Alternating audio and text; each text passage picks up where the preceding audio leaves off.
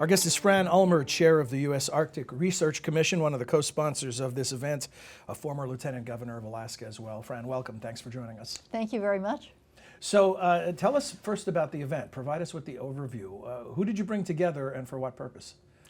The idea behind this symposium is really to give people an opportunity to see not only what is changing in the Arctic, but how that change might affect whatever it is that they're doing, particularly if they're on the water, whether it's the Navy, the Coast Guard, private companies, or for that matter, tourism ships. So the notion really started, 2001, I think, was the very first one, which was, all right, how much is the ice retreating and how might that affect operations? And what are the things that we need to do as a country? What are the things that federal agencies need to do to not only understand this, but to prepare for it so that any operations can be done as safely as possible?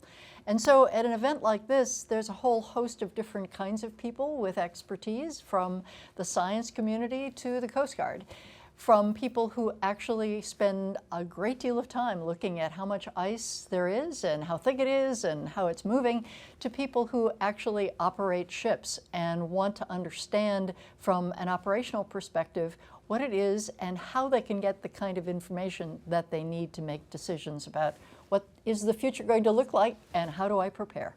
Well, you said those on the water, and my thought was, or those who will soon be on the water. How rapidly is it changing? Can you quantify for us the melt rate and how much more water we're seeing in a shorter period of time? Well, since we've been able to use satellite images to actually look at the Arctic sea ice, so basically from about 1979 to today, in rough terms, we have lost about 50% of the summer sea ice minimum extent, and somewhere in the neighborhood of 2/3 of the volume, which means the ice is getting thinner. There's less multi-year ice, and so that has big implications, both for the ecosystem, marine mammals, fish, etc., but also for ships that might want to go through or around the ice. So the extent to which we are losing, both in terms of volume and dimension, is it's a pretty big deal. And we are seeing this as not only the temperatures in terms of water temperatures, but also atmospheric temperatures in the Arctic are much, much faster change than we're experiencing anyplace else in the world. So the trend line suggests that this is going to continue and that it is actually happening faster than most of the models had predicted. It's definitely a big deal. So for someone like you with your experience in Alaska, this isn't a new story, but for much of the world, it's a developing, if not brand new story. Is the world catching up to you? More and more of the world, the global coverage of issues now focuses on, gee, the Arctic is changing, and then the question, what does that mean for me? And I think for those of us who live in or near the Arctic, and we see it a lot, we think about it in terms of how is this changing life for the indigenous people of the North? How is it changing business practices and shipping, et cetera? But if you're sitting in Miami or if you're living in Hawaii, what it means to you is something else. And I guess in a nutshell, I would say this. The Arctic is a little bit like the Earth's air conditioner. So as we lose ice in the north, it's a little bit like your home air conditioner losing power. The ability of the Arctic to help cool the planet, we are losing some of that ability as we lose the ice.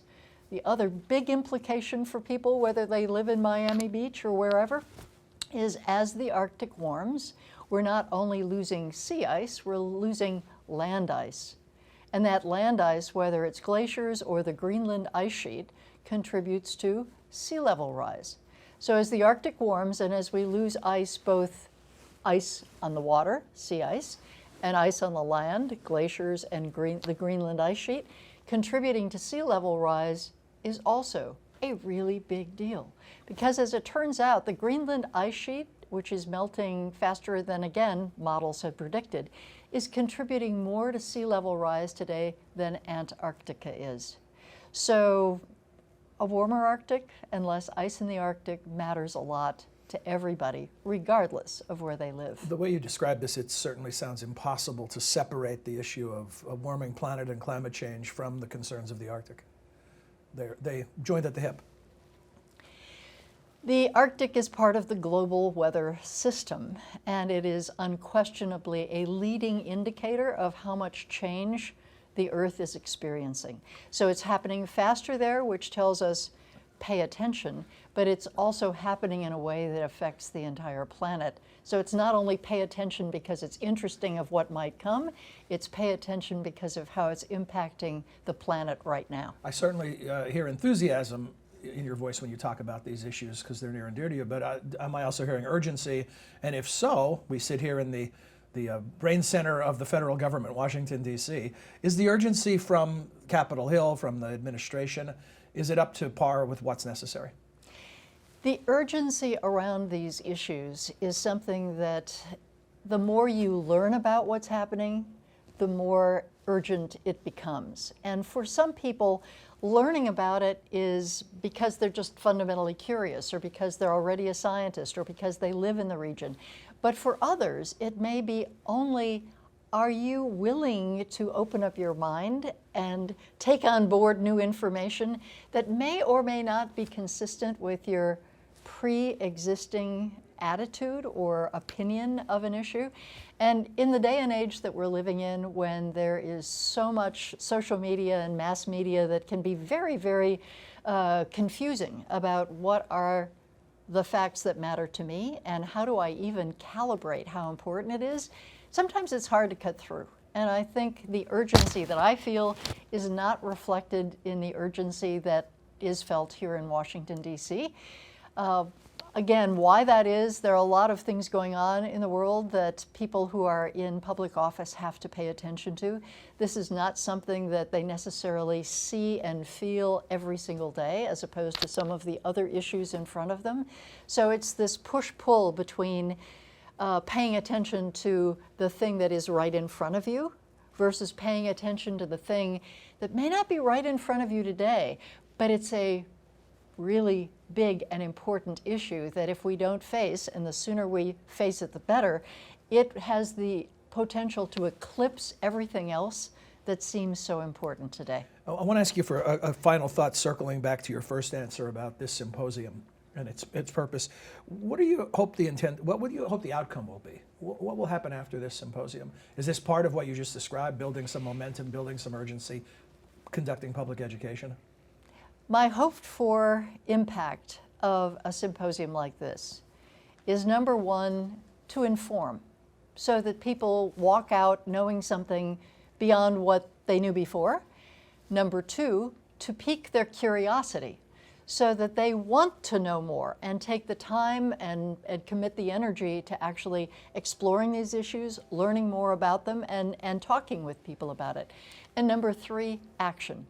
My hope is that as a result of both learning more, understanding more, and then being curious and going out and actually getting more educated and informed, then action.